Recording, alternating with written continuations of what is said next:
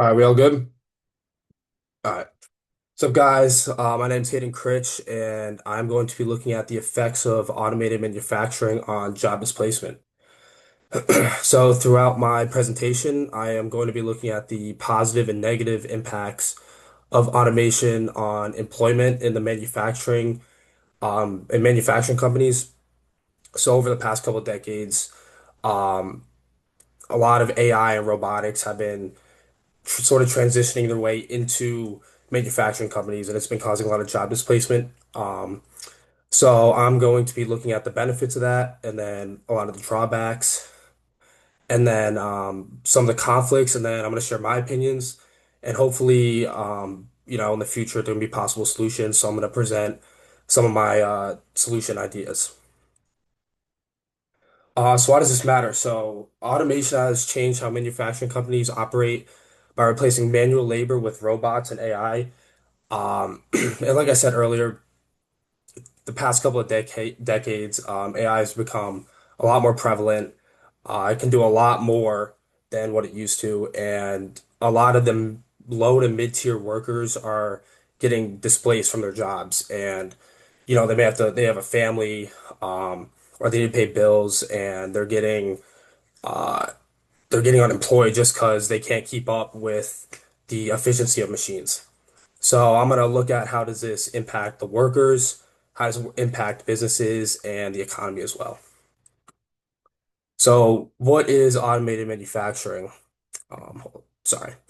So it all started in the 18th century with the Industrial Revolution.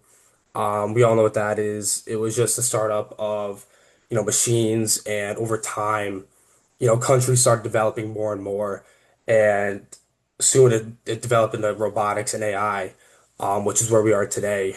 And a study done by MIT in 2023, each new robot can replace up to three workers in some industries, which is a crazy statistic. So if you're trying to pump out like an X amount of cars or an X amount of materials, you're going to want to have robots doing it instead of workers because it's just way more efficient. So here's just a graph of automated manufacturing and its impact on jobs. So this is just an estimate, but by 2023, you can see that China has up to 256 million jobs displaced, and then the US is at 75 million, which is crazy. So all over the world, this isn't just happening in the US, it's happening everywhere. So all over the world, automated machinery is playing a huge role in job displacement. So some of the benefits. So obviously it increases efficiency and precision. Um, as you have like a machine line, um, machines are they're a lot more efficient than humans. They don't really make mistakes. So if you code the robots properly, they can get things done at an efficient rate with very high precision. And they also don't get tired. They can work 24/7 for however long you need them to. And it also lowers production costs. It improves the quality and consistency. It eliminates a lot of human error. So you can see why businesses or like, sorry, you can see why businesses want to implement machinery into their companies. It makes production a lot easier. And then a huge one, it also reduces injuries. So, when you're working with very heavy equipment, there isn't any risk to injuries, which is pretty big because people do can get hurt pretty bad if they're working with heavy equipment. So some of the drawbacks and consequences, like I've been saying, job displacement is really the main issue with automated machinery. As you can see on the left here, you have marketing and advertising, technology, consulting, teaching. This is all AI being adopted into these jobs and making the jobs that the people are doing less important, or they just can't perform as well. And then another example was coding.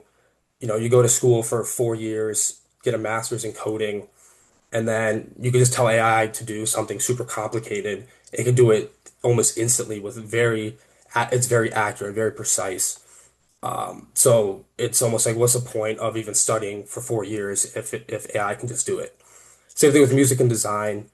You can tell AI to write a song with this beat written by this person or to design something that looks sort of like this, and it can do it very accurately.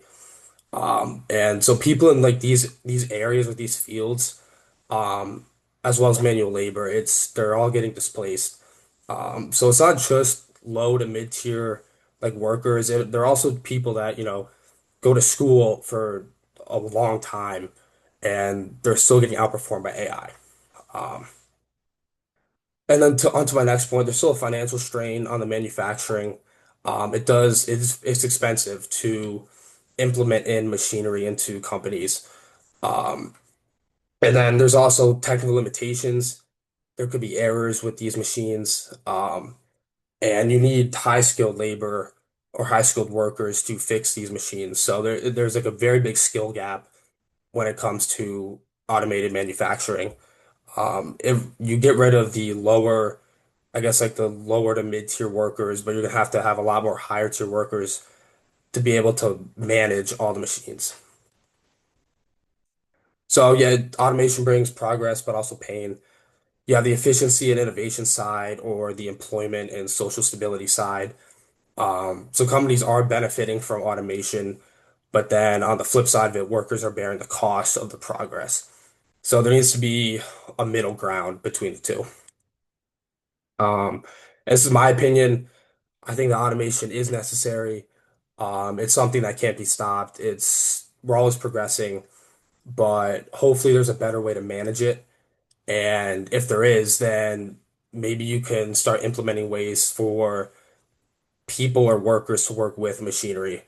Um, and like I said, the main costs are job displacement. It can be very expensive and like the skill gaps between workers. And then the main benefits is that it's very efficient, it's very productive, and it's a lot safer. Um, so I think that society should invest in like retraining programs or education programs to balance the effects of being displaced. And yeah, and then so yeah, what can be done differently? Another idea I had was that maybe government and companies can fund work retraining programs, and then also while doing those retraining programs, maybe encouraging more of a human robot collaboration instead of leaning towards one side too much. And then hopefully we can develop policies that support people that lose these jobs, just sort of help them pick them up back off their feet if they, need to pay for, bills or their family or whatever, because it's not fair to them, just losing their jobs to robots.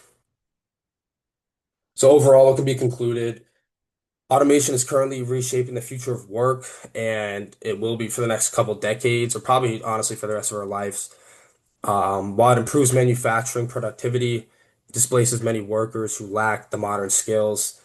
And then finding a middle ground between innovation and employment protection is essential for a sustainable economy. Yeah, that's really it. I think that in the upcoming years, a lot of people are going to get displaced, and hopefully there is a way to find a middle ground between, automation and then the people that lose their jobs. That is all. Thank you. Do you have any questions? It's a good presentation. Mine's very similar. But Appreciate it. yeah, I like how you talked about retraining. I think that's big. Did you think about like any ways to incentivize retraining, government Um, policies? no, I didn't. But I think if you do lose your job, I think you're eventually gonna try and find a way to retrain. Um, because when you lose your job, you're sort of at a loss for everything. And if that's the only thing you know how to do, hopefully you go and look for these retraining programs. Yeah. But I'm not sure if I didn't think of any way to incentivize it though. Yeah. Anyone else? All right. Thank you for your time.